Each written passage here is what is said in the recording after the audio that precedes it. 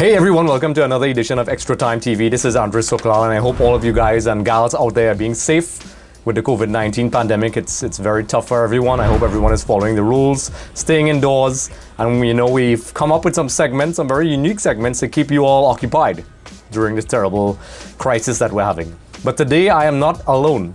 I'm joined by former Scottish goalkeeper and now current coach, James Baird. He's going to join us today and we're going to discuss a couple things.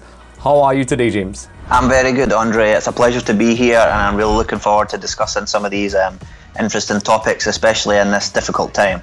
Yep, it really is a difficult time. And if his voice sounds very familiar, it's because James was a man behind our recent commentary with our EXTV Elite match with Russell Latterby and so on, which will be the first of many. You all got tired of my voice. I decided to bring in a pro to do this thing. So, James... It was my pleasure to do that, and I really enjoyed it. It was actually a really interesting game, and some of my old teammates from the other side of the field, so it was really interesting to do. So I hope people enjoy it.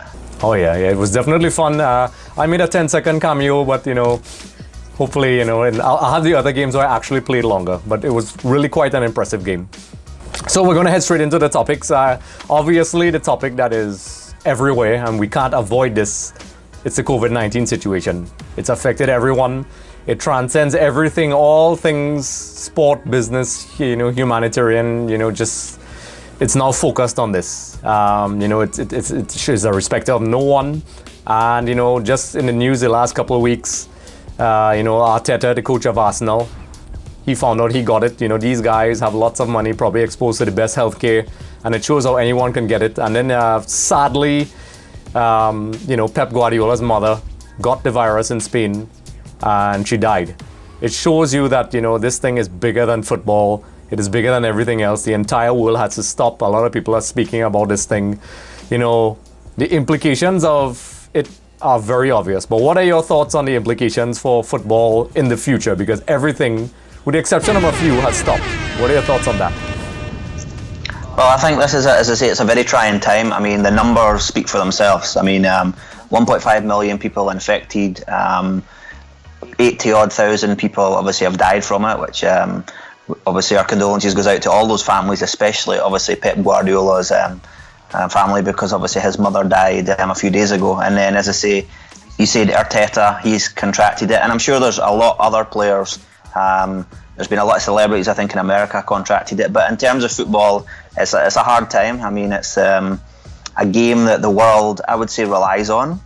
In my opinion, it's the number one sport in the world. I mean, a few Americans would disagree, I'm sure. But it's a hard time, especially with this pandemic and no football. I mean, people are actually having to spend time with their families a little more and keep themselves occupied without the football and the TV. So it's a really interesting time.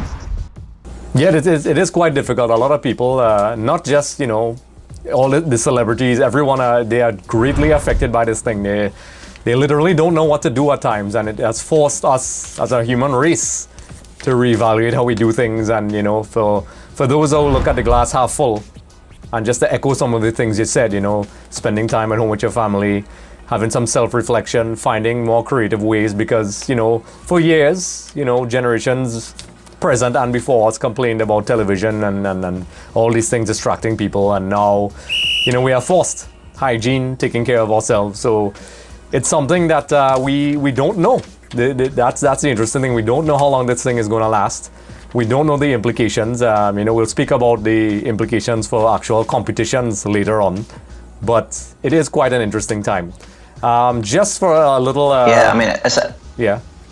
the one thing I was just going to point out to you there, I mean, it's something that all of these things that we spoke about, I mean, television, hygiene, all these things, the sad reality is they're things that we should have all been doing. Yeah. So yes, it is a sad time and all this, and we have to be careful, but it's probably a little bit of a reflection that we have to say, well, we should have been doing that, and we have to continue doing it from now on. So we have to kind of remember that it's a big change for a lot of us.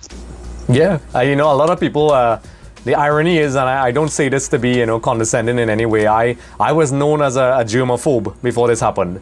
I pointed out to people when I go to washrooms in Trinidad and Tobago in the US, and you washing your hands, sometimes I would be the only guy doing that. And I would be, these people just go in and out, and I would make statements about this is how diseases are spread. Of course, this is before this thing got serious. And oftentimes, you know, I was always an advocate for, you know, simple hygienic practices would stop this thing.